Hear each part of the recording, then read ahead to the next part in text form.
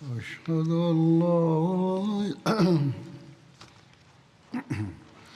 أشهد أن لا إله إلا الله وحده لا شريك له وأشهد أن محمدا عبده ورسوله أما بعد فأعوذ بالله من الشيطان الرجيم بسم الله الرحمن الرحيم الحمد لله رب العالمين الرحمن الرحيم مالك يوم الدين إياك نعبد وإياك نستعين اهدنا الصراط المستقيم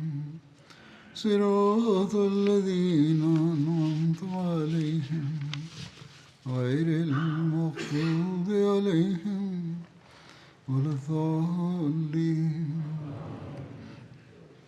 در خطبه گذشته من به موضوع قتل یک شخص توسط یک مسلمان با وجود سلام گفتن آن شخص ذکر کردم و در این رابطه آیه 95 سوره نساء را قرائت کردم که در آن ذکر شده است: اگر کسی به شما سلام دهد نگویید که تو مؤمن نیستی.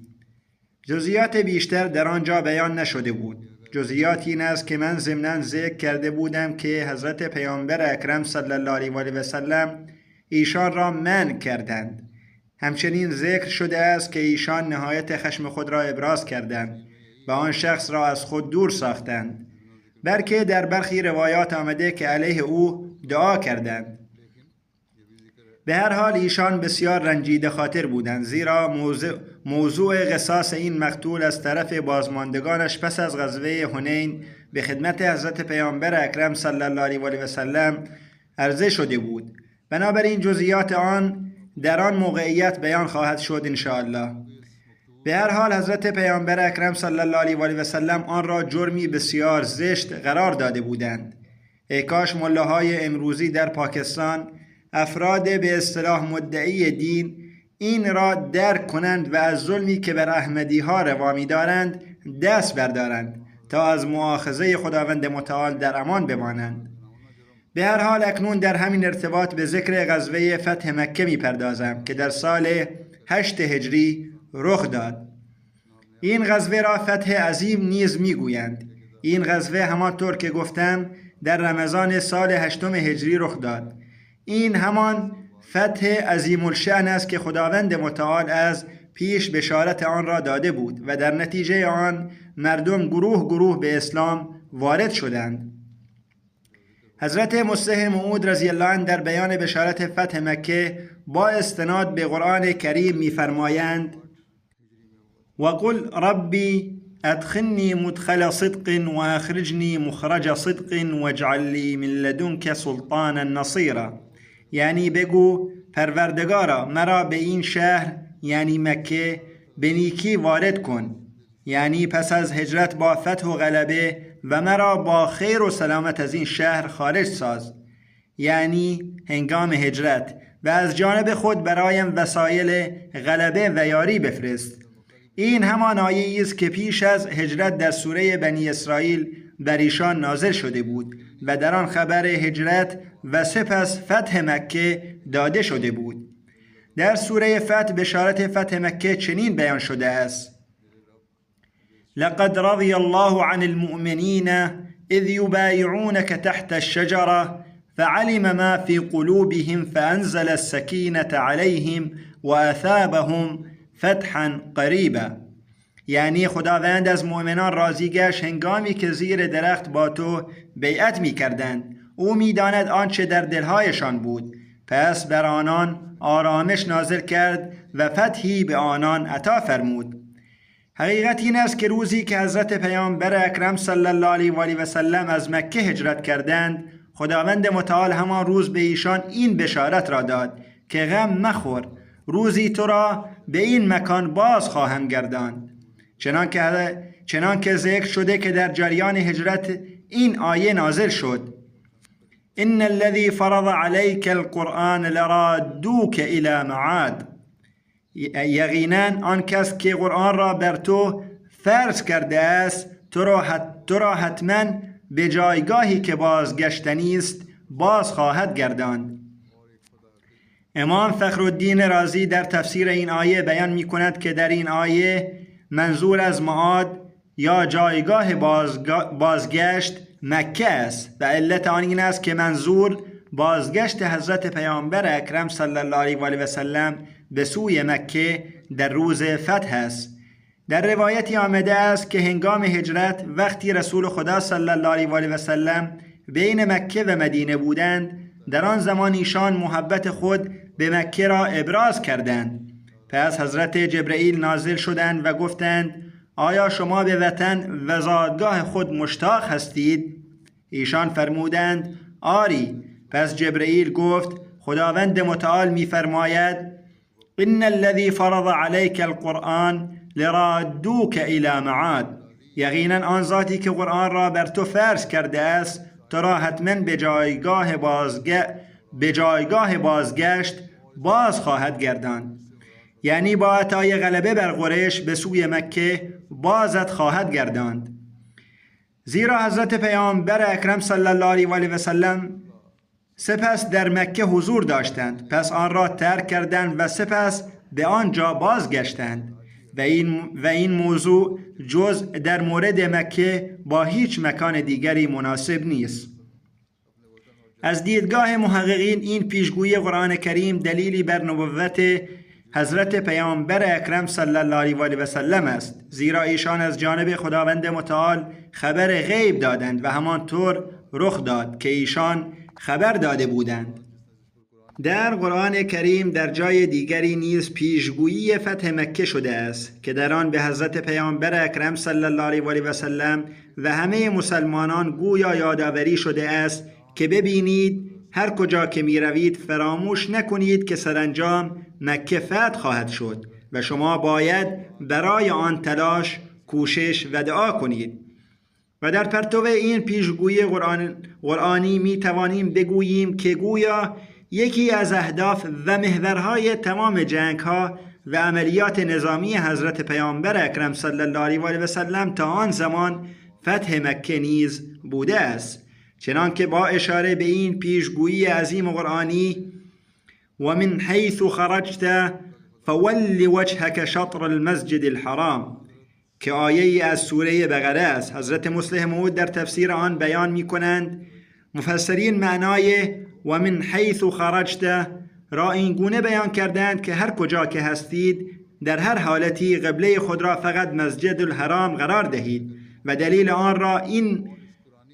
آن را این می‌دانند که از حکم اول ممکن بود این تصور ایجاد شود که شاید این قبله فقط برای اهل مدینه باشد نه برای دیگران.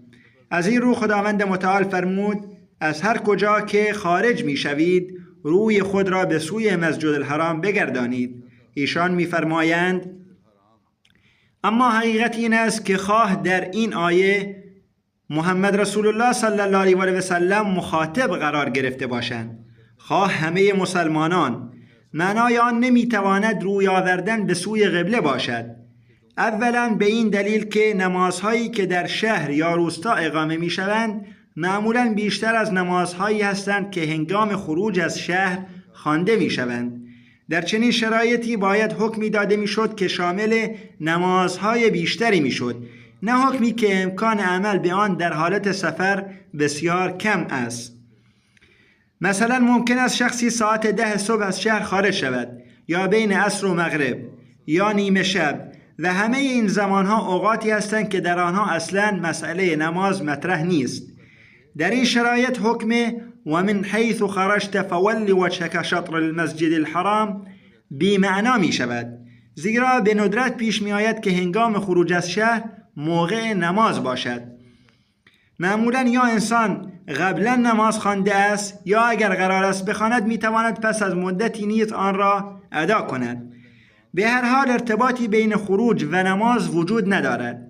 سپس این معانی را حتی در صورتی میتوان صحیح دانست که نمازی به طور خاص با زمان خروج ارتباط داشته باشد، اما همه میداند که هیچ نمازی با زمان خروج ارتباط ندارد.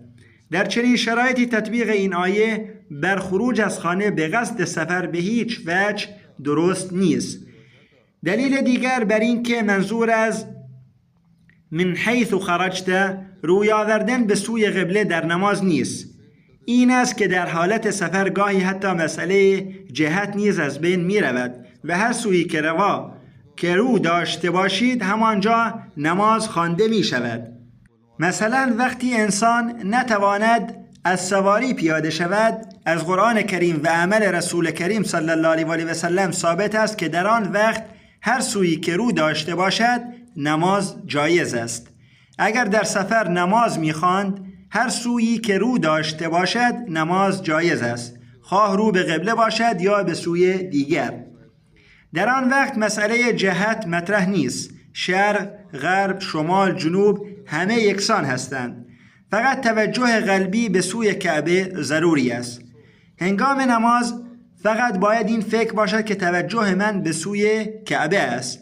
امروزه وقتی انسان در قطار نشسته است، در آن وقت نیز جهت خاصی تعیین نمی شود، زیرا قطار گاهی به سمت شمال، گاهی جنوب، گاهی شرق و گاهی غرب می چرخد و می پیچد.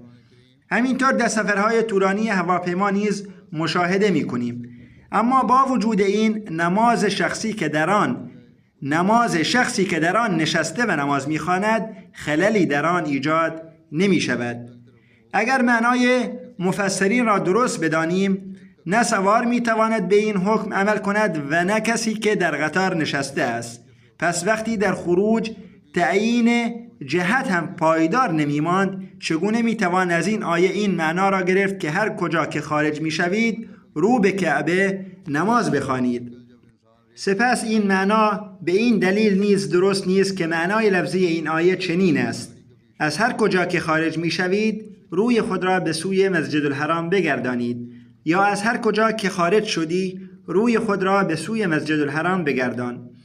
حال هر کس که می تواند درک کند که هنگام حرکت نمی توان نماز خواند، بلکه نماز فقط در حالت توقف خوانده می شود.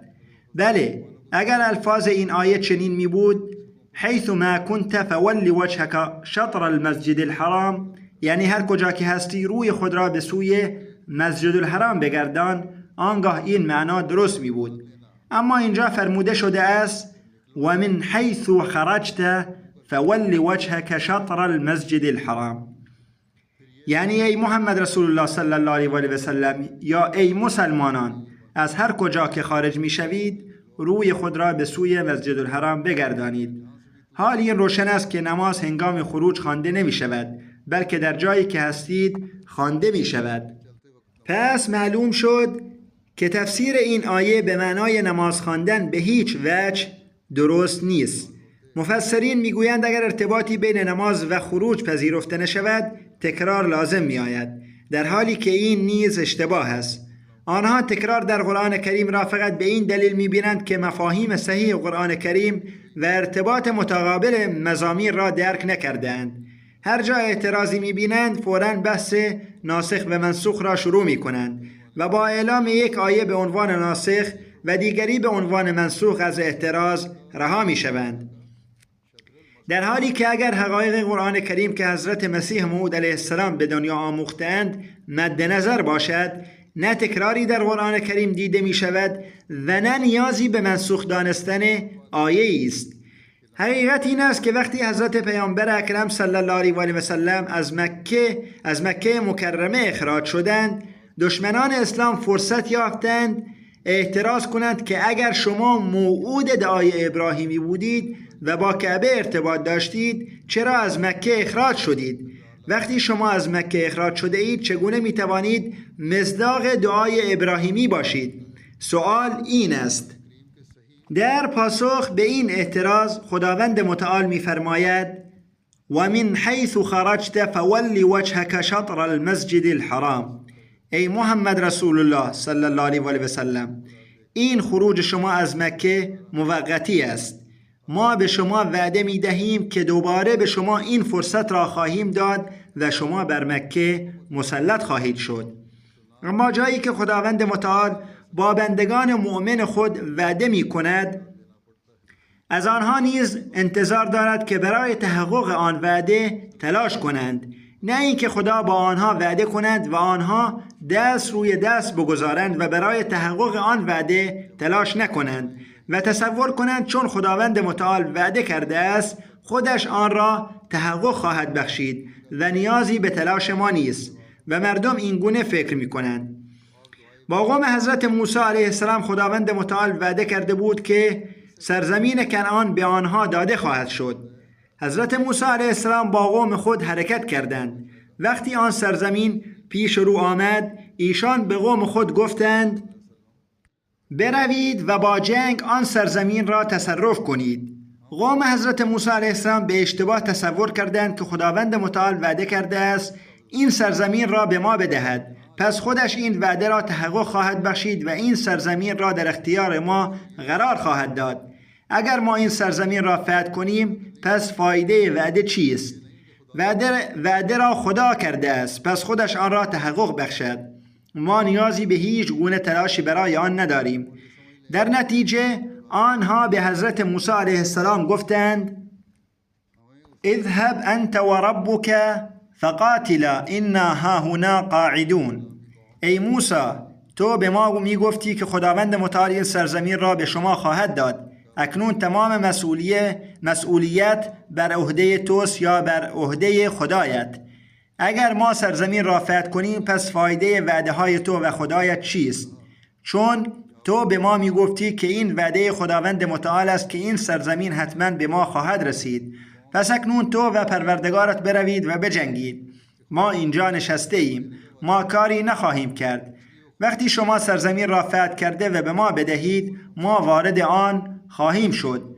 ظاهراً گفته آنها درست به نظر می رسد که اگر کسی به دیگری بگوید من فلان چیز را به تو خواهم داد و او بیاید و آن چیز را بخواهد و او بگوید برو از بازار بخر، همه خواهند گفت اگر قرار بود آن را از بازار بخرد چه نیازی به وعده دادن به او بود. پس ظاهر این امر معقول به نظر می رسد، اما در نظام‌های الهی این اوج بیخردی است. چنانکه خداوند متعال بنی اسرائیل را تحسین نکرد و نگفت که شما نیازی به جنگیدن ندارید، این وظیفه ماست که این سرزمین را گرفته و به شما بدهیم، بلکه خداوند متعال فرمود شما به ما بی احترامی کردید، بنابراین از این سرزمین محروم می شوید. بروید و 40 سال در بیابانها سرگردان باشید. شما وارث این سرزمین نخواهید شد. نسل جدید شما وارث این سرزمین خواهد بود، زیرا شما به ما بی احترامی کردید. شما ببینید این چیز از لحاظ انسانی می تواند درست و معقول نامیده شود، اما از لحاظ نظام الهی بسیار غیر معقول است و انسان را مستحق عذاب می کند. دلیل آن این است که وقتی انسانی وعده می دهد در تغییرات آسمانی و زمینی اختیاری ندارد، یعنی بر تغییرات آسمانی و زمینی اختیاری ندارد. از این رو وقتی وعده می دهد وعده چیزی را می دهد که در اختیار اوست، اما وعده‌ای که از جانب خداوند متعال باشد معنایش این خواهد بود که اگرچه دستیابی به این چیز برای شما غیر ممکن است، اما با یاری ما به آن دست خواهید یافت. قومی که صدها سال برده فرعون بود برای او آجر می ساخت، چوب می برید و پست‌ترین کارها را انجام می داد، چگونه می توانست بر چنان سرزمینی عظیمی که قوم عاد بر آن حکومت می کرد مسلط شود؟ به دست آوردن این سرزمین برای آنها آسان نبود، اما خداوند گفت اگرچه به دست آوردن این سرزمین برای شما غیر ممکن به نظر می رسد، اما ما وعده می دهیم که این سرزمین را به شما خواهیم داد و شما با یاری ما آن را به دست خواهید آورد.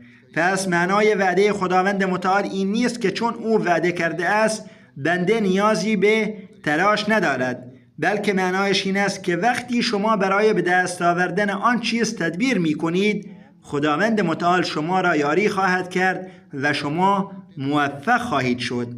گویا وعده های خداوند متعال از یک نوع است و وعده های بنده از نوعی دیگر. در آن وعده های خداوند متعال که تدبیر در آنها دخیل است، بنده باید مشارکت کند و برای تحقق آنها تلاش کند. اگر بنده در آنها مشارکت نکند و برای تحقق آنها تلاش نکند، مستحق مجازات خواهد شد. اما در وعده بنده چنین نیست. بنده نمیتواند بگوید من تقدیر خدا را برای شما تغییر خواهم داد، زیرا آن در اختیار او نیست.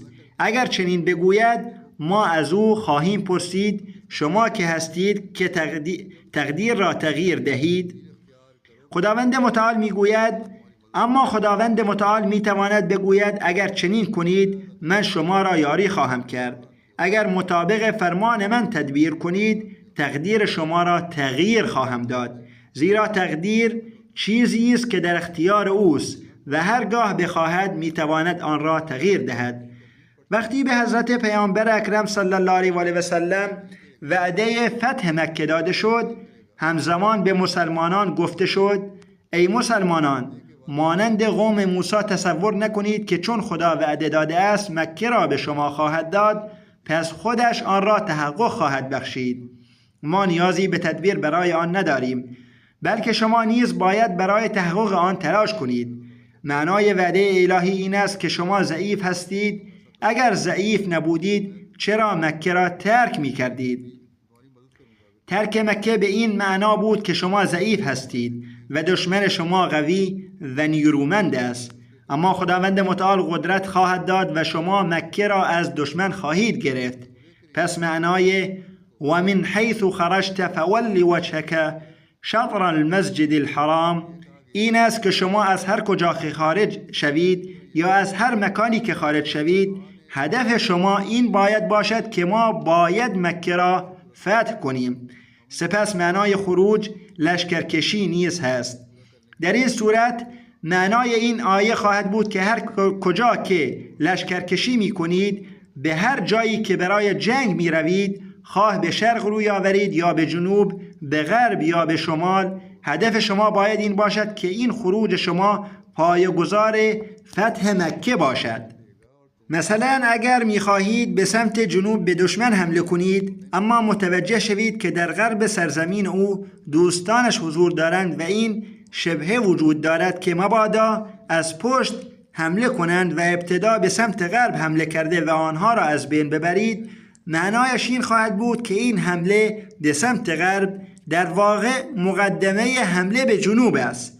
به همین ترتیب اگر همراهان آن قوم در شمال ساکن باشند و ابتدا به آنها حمله کنید، این حمله شما در واقع به جنوب خواهد بود، زیرا هدف اصلی شما حمله به دشمنان جنوب خواهد بود. با اشاره به همین اصل خداوند متعال می‌فرماید ای مسلمانان، به هر قوم، هر سرزمین و هر منطقه‌ای که حمله می‌کنید توجه شما باید به سوی مکه باشد، زیرا خداوند متعال می‌خواهد آن را به دست شما فتح کند. چنان که وقتی به غزوات حضرت پیامبر اکرم صلی الله علیه و آله و سلم نگاه می‌کنیم، متوجه می‌شویم که این جنبه به طور برجسته در آنها دیده می‌شود و هدف والای همه جنگ‌های ایشان فتح مکه بود.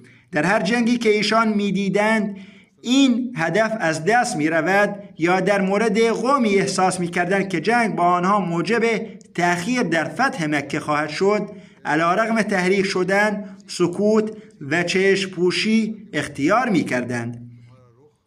چنان که چندین قوم برای مقابله با حضرت پیامبر اکرم صلی الله علیه و آله و سلم برخاستند و آزار و اذیت نیز کردند، اما ایشان همواره چشم پوشی می‌کردند. ولی وقتی قومی برمیخواست که با شکست آن فتح مکه ممکن میشد، حتما با آن جنگ میکردند. اگر به تمام غزوات اسلامی نگاه بیندازیم، در میابیم که آنها در خود جنبه‌ای حکیمانه داشتند.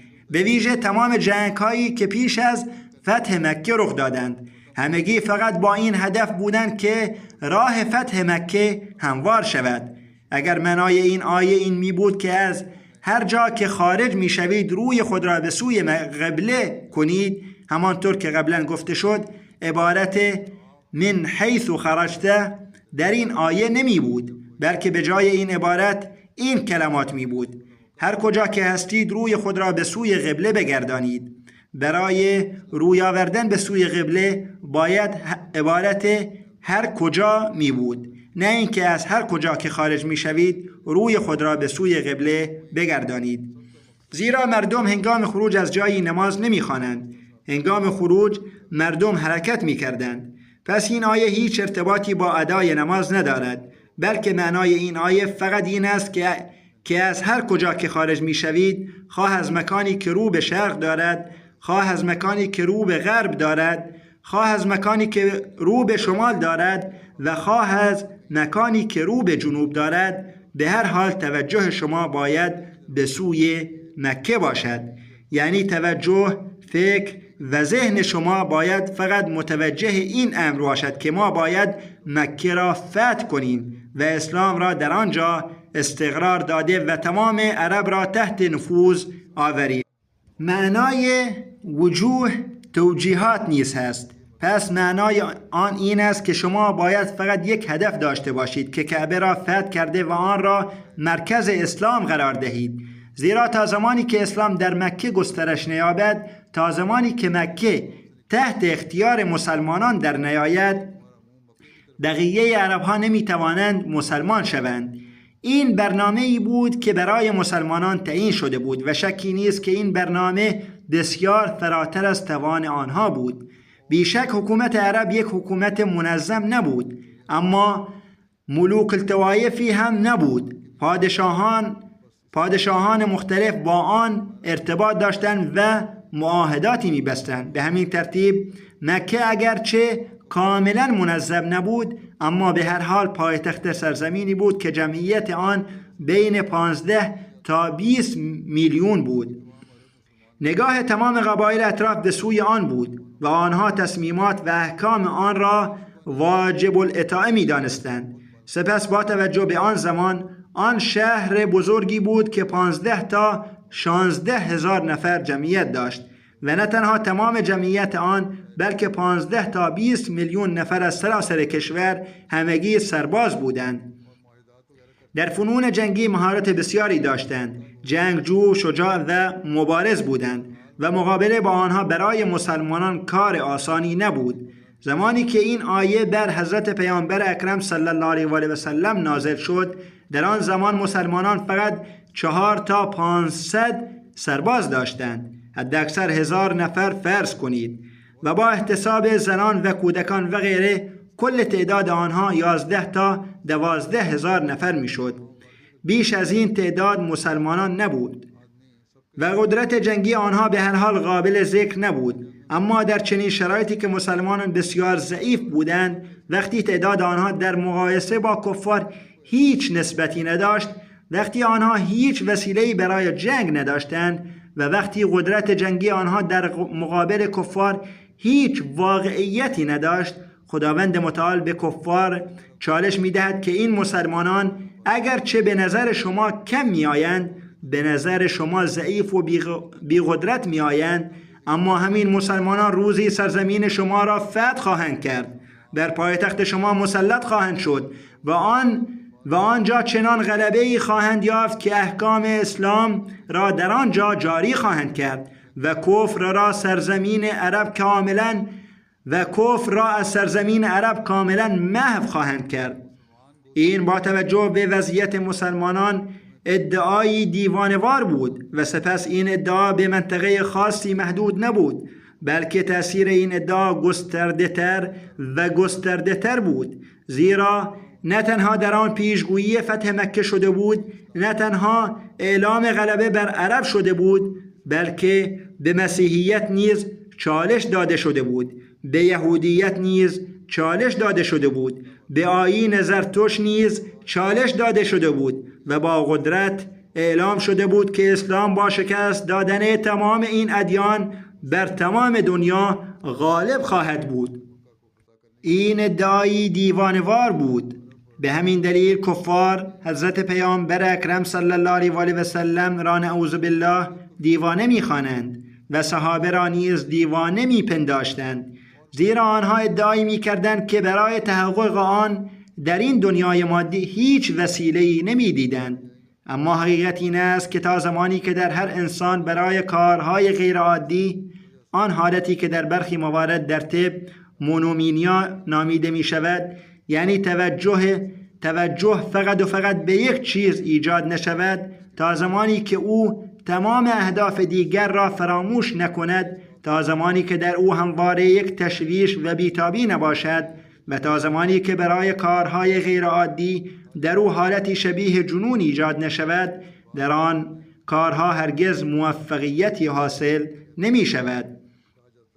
به همین نکته قرآن کریم در این آیه توجه داده است که تمام اهداف دیگر را فراموش کنید و فقط این هدف را پیش روی خود قرار دهید که ما باید مکه را برای اسلام فتح کنیم. تا زمانی که این مرکز و این قلعه را به دست نیاورید، بر تمام عرب و سپس بر تمام دنیا غلبه نخواهید یافت.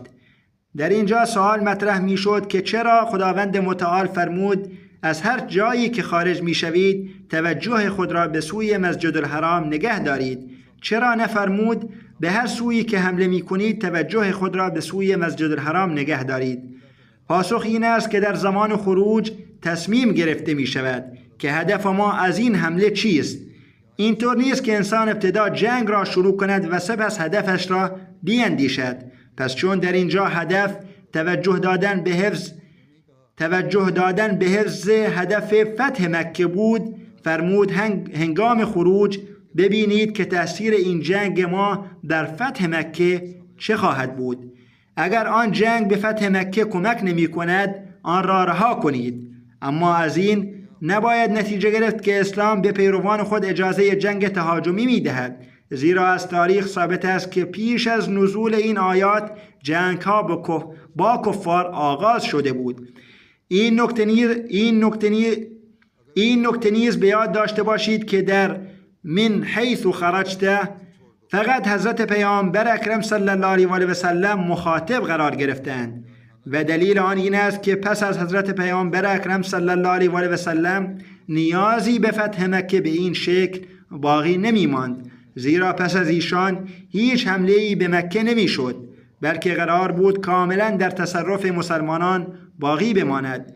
گویا در این آیه برای آینده پیشگویی شده است که فتح دوباره جسمانی مکه رخ نخواهد داد، زیرا جماعتی فعال برای استقرار عظمت مکه ایجاد خواهد شد و آن همواره در تصرف مسلمانان خواهد ماند.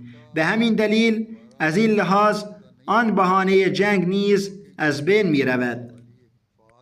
این مقدمه تفسیر و زمینه سازی ضروری بود، زیرا وقایعی که در ادامه درباره فتح مکه ذکر خواهد شد با این پس زمینه درک آنها آسانتر خواهد بود.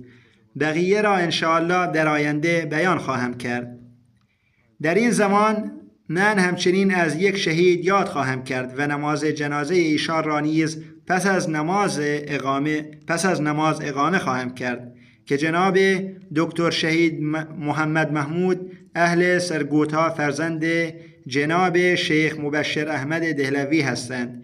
ایشان را معاندین احمدیه در 16 ماه مه با تیراندازی به شهادت رساندند. انا لله و انا الیه راجعون.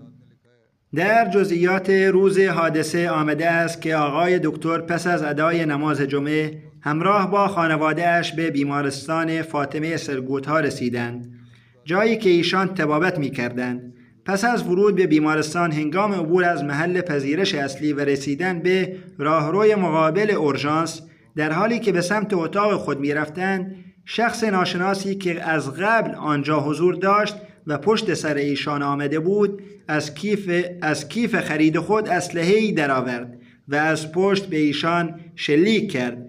2 گلوله به ایشان اصابت کرد که از بدن عبور کردند.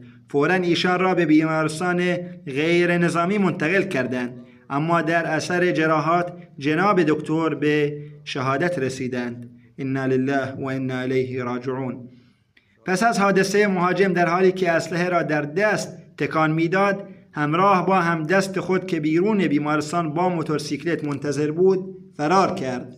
در زمان شهادت عمر مرحوم 59 سال بود.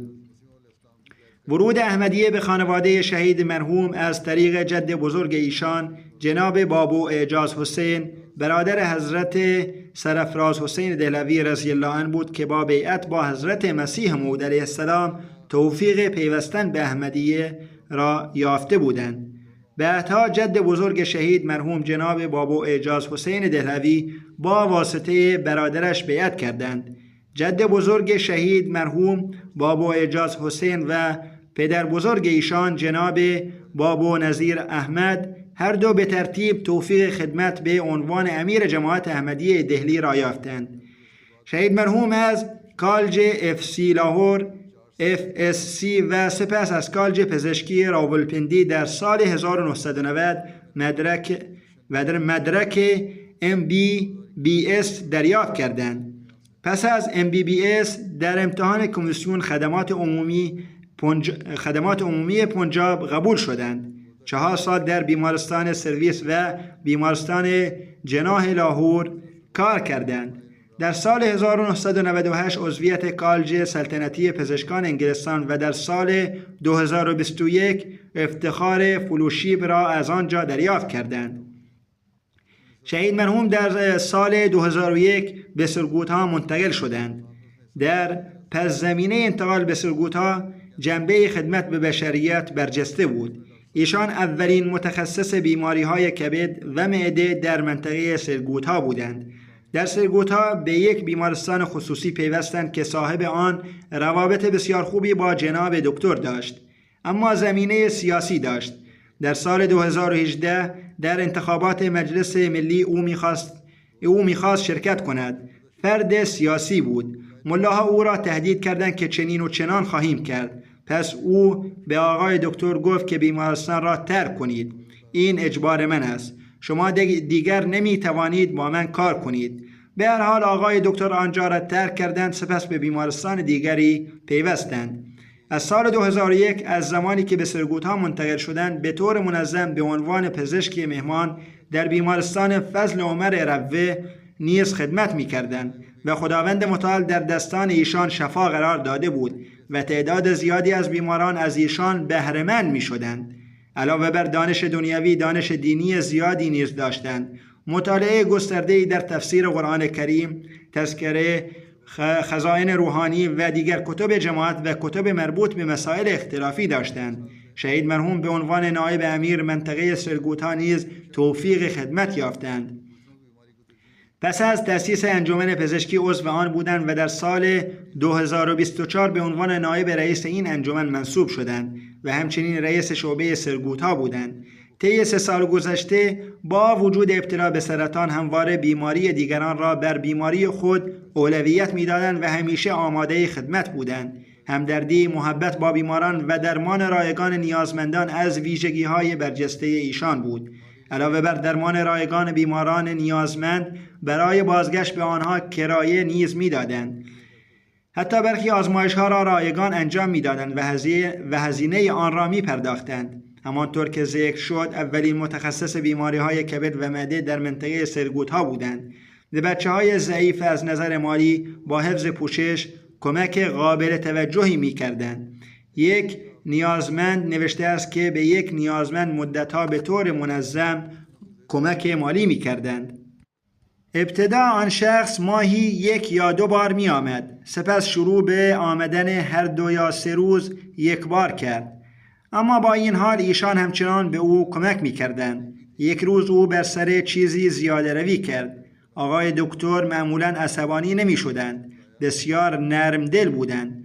اما کلمه تندی از دهانشان خارج شد.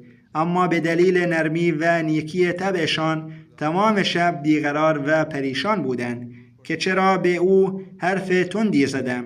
روز بعد او را فرا خواندند و از او عذرخواهی کردند و سپس مبلغ قابل توجهی به عنوان کمک مالی به او دادند. با بزرگان سلسله احمدی رابطه ارادتمندانه داشتند. در صورت نیاز به روه می رفتند و به طور ویژه بیماران را معاینه می‌کردند و درمان تجویز می‌کردند. مادر شهید مرحوم خانم امت‌الحی میگویند مرحوم بسیار به والدین احترام می‌گذاشتند، بسیار احترام می‌گذاشتند. هیچ نیازی نبود که بدون درخواست برآورده نکنند. ما هرگز درخواستی نکردیم، اما او برآورده می‌کرد. از کودکی دارای ویژگی‌های بیشماری بودند. به کار خود می‌پرداختند. به خلافت عشق بی‌حدی داشتند. بسیار مراقب فقرا و بیماران بودند. حساب کامل معاملات مالی و داد و ستد را نگه داشتند. تمام افراد خانواده را با هم پیوند داده بودند. همسر ایشان خانم نور میگویند همیشه فرزندان را به پیوستن به نظام جماعت تشویق میکردند. به خلافت عشق والهانه داشتند و به طور منظم خطبه ها را میشنیدند و نکات را در دفترچه یادداشت خود ثبت میکردند. افراد کمی این گونه هستند، حتی واقفین زندگی نیز چنین نمی کنند. نکات خطبه ها را یادداشت می کردند تا به کار آیند. پرداخت اعانه ها نیز نمونه‌وار بود. در زمان شهادت حساب اعانه وصیت ایشان تا سال 2025 کاملا تصفیه شده بود. 4 فرزند دارند، 2 پسر و 2 دختر. یک پسرش دکتر است. پسر ایشان دکتر بصیر میگوید پدر همیشه ما را به حفظ ارتباط با خلافت تشویق می‌کردند. دختر ایشان صائمه میگوید پدری بسیار مهربان بودند. در زمان ازدواج من به من نصیحت کردند دخترم همیشه پس از رفتن به خانه همسرت با نظام جماعت در ارتباط باش. اگر هرگز در زمینه افتخار خدمت جماعت به تو داده شد هرگز رد نکن. عموماً میگویند پدر در فعالیت‌های عمومی نیز جنبه خدمت جماعت را پیدا می‌کردند. یکی از عروس‌های ایشان میگویند بر توکل به خدا بسیار تأکید می‌کردند. هرگاه درخواست راهنمایی در موردی می‌کرد صحبت خود را با دعا شروع می‌کردند و با دعا به پایان می‌رساندند. خواهر ایشان میگوید از فعالیت‌های مخالف جماعت بسیار نگران بودند. بلند شدن در شب و خواندن نماز نافله و تهجد عادت روزانه ایشان بود. امیر منطقه سرگوتا جناب خالد محمود میگویند ایشان مسیح فقرا و انسانی بزرگ بودند. علاوه بر مفید بودن برای مردم، فروتنی و تواضع ویژگی برجسته ایشان بود. اغلب هزینه درمان را به بیماران فقیر باز می‌گرداندند. فداکاری برای جماعت نیز ویژگی برجسته ایشان بود. علاوه بر پرداخت اعانه‌ها مطابق تعهدات در زمینه اعانه‌های اضافی نیز کمک ویژه می‌کردند. به مسئولین جماعت بسیار احترام می‌گذاشتند. مربی سلسله در سرگوتا جناب زبیر میگویند محبوب ترین ما خادم بشریت، مظهر رحمت و شفقت، مسیح میلیون‌ها نفر، شیدای خلافت، فرشته مجسم انسان از ما جدا شد. شهید مرحوم انسانی درویش بودند. هر جنبه زندگی ایشان نمونه بود. هرگاه مسئولی یا واقف زندگی نزد ایشان میرفت از صندلی برمیخواستند و هنگام خداحافظی نیز تا در بدرقه میکردند. میگویند وقتی توجه ایشان را به این نکته جلب کردند که اوضاع خراب است، محافظی همراه خود داشته باشید یا خادمی همراه خود داشته باشید تا الزامات احتیاط رعایت شود. آقای دکتر همیشه این پاسخ را میدادند من میتوانم محافظ یا خادمی برای امنیت خود همراه داشته باشم، اما نمیتوانم تحمل کنم که اگر کسی خدای ناکرده برای کشتن من بیاید به خاطر من جان کس دیگری به خطر بیفتد. اگرچه مخالفان علیه ایشان در سراسر منطقه آگاهی هایی پخش کرده بودند که ایشان مستحق قتل هستند و مجازات چنین و چنان است، اما با این حال ایشان هرگز توجهی نکردند و در فهرستی که مخالفان از احمدی ها تهیه کرده بودند نام آقای دکتر در فهرست پزشکان احمدی در صدر بود، کسانی که هدف قرار میدادند. در واقع یک ملا به نام اکرم طوفانی در آنجا فتوای واجب القتل بودند ایشان را صادر کرده بود و این فتوا را پخش نیز کرده بود، اما حکومت هیچ اقدامی انجام نداد. مدیر بیمارستان فاطمه که بیمارستان مسیحی است و همچنین کشیش هستند میگویند انسانی خادم بشریت از ما جدا شد. دلهای ما از شدت غم ناتوان هستند. در واقع این فرد مسیحی است که مدیر بیمارستان است. مدیر و کارکنان اداری بیمارستان همراه با دیگر همکاران برای شرکت در جنازه مرحوم بربوه نیز آمده بودند. رسانه‌های اجتماعی و چاپی نیز شهادت آقای دکتر را پوشش دادند. یک معاون کمیسر در پست خود نوشته است: اما این افراد فقط میتوانند بنویسند و کاری نمیتوانند انجام دهند، زیرا جرأت ایستادن در برابر ملا یا تصمیم گیری علیه او را ندارند. اما به هر حال این نیز شجاعت اوست که با وجود زن بودن در پست خود نوشته است: شیخ محمود کمتر از مسیح فقرا نبودند. بهترین متخصص پزشکی بودند.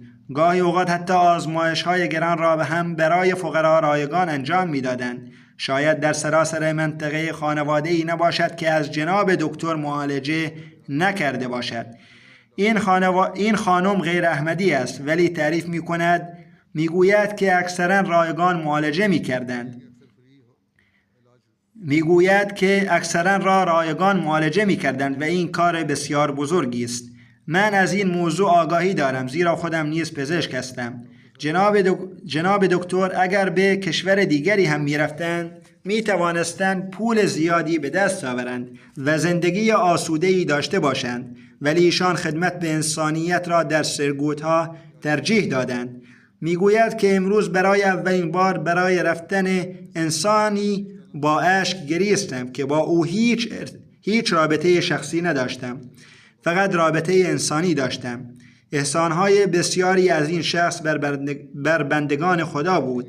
اگر بپرسید که جرم ایشان چه بود، عرض می کنم که جرم ایشان احمدی بودن بود. یک پزشک دیگر نوشته است که جناب دکتر اولین متخصص پزشکی در سرگوتها بودند که PRCP انجام می دادند. با وجود این که بسیار توانمند و با سابقه بودند، امروز هم در سرگوتها با کمترین نرخ پروسیجر انجام میدادند. به دلیل اختلاف عقیده کشته شدند. آیا در این کشور قانونی وجود دارد؟ مجری و خبرنگار یک کانال خصوصی نوشته است که برای این عمل درندگی بسیار دردناک و قابل مذمت کلمات مذمت ندارم. یک صحافی نوشته است که دیگر بس است. برای نجات پاکستان باید گروه‌ها و سازمان‌های افراطگر را متوقف کرد. برای جلوگیری از این نوع فعالیت‌ها علیه حقوق اساسی انسانی و احمدی‌ها ممنوع کردن سازمان‌های افراطگر ضروری است، ولی ترس از متولیان نام نهاد مذهبی به قدری است که حکومت نیز ناتوان است. نهادهای اجرای قانون نیز ناتوان هستند و دادگاه‌ها نیز ناتوان هستند.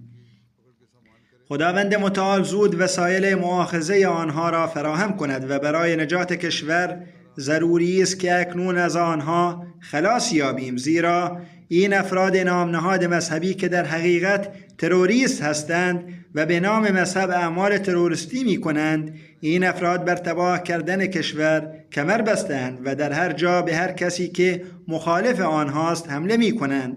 به هر حال فریادهای ما در پیشگاه خداوند متعال است و باید سعی کنیم که حق او را کاملا ادا کنیم. خداوند متعال درجات شهید مرحوم را بلند فرماید و به بازماندگان ایشان صبر و حوصله عطا فرماید. مادر ایشان سال خورده هستند، غم آنها را نیز تسکین دهد. همسر ایشان و فرزندانشان را هم خداوند متعال در حفظ و امان خود نگه دارد. آمین.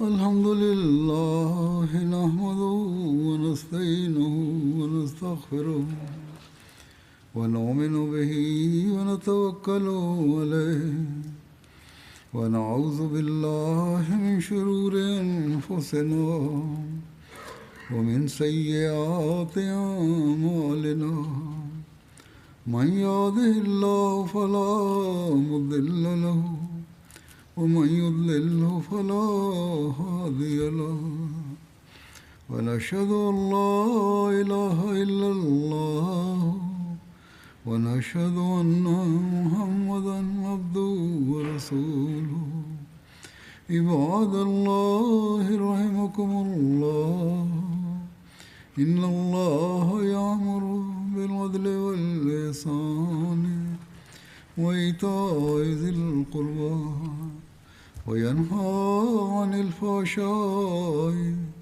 والمنكر والبغي يعظكم لعلكم تذكرون اذكروا الله يذكركم وادعوه يستجب لكم ولذكر الله أكبر.